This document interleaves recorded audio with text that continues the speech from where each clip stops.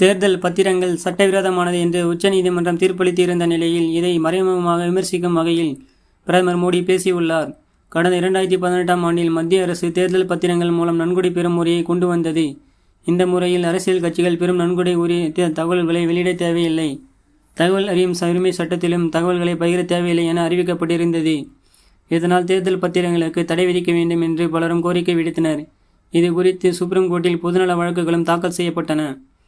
பிரதமர் மோடி பேசும்போது தன்னையும் ஆச்சாரியா பிரமோத் கிருஷ்ணனையும் பகவான் கிருஷ்ணர் மற்றும் சுதாமுடன் ஒப்பிட்டு பேசினார். அவர் பேசும்போது இந்த உலகிற்கு கொடுக்க அனைவருக்கும் ஏதாவது ஒன்று இருக்கிறது என்றார் அவர்.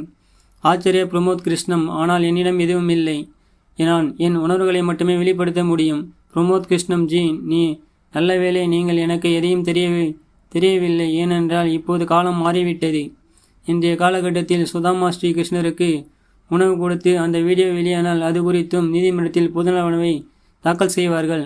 அதை விசாரித்த உச்சநீதிமன்றம் தீர்ப்பளிக்கும். ஏதோ கிருஷ்ண ஊழல் செய்வதாக சொல்வார்கள். எனவே நீங்கள் உங்கள் உணர்வுகளை மட்டும் வெளிப்படுத்துங்கள். எனக்கு எதையும் கொடுக்காமல் இருப்பது நல்லது என்றார்.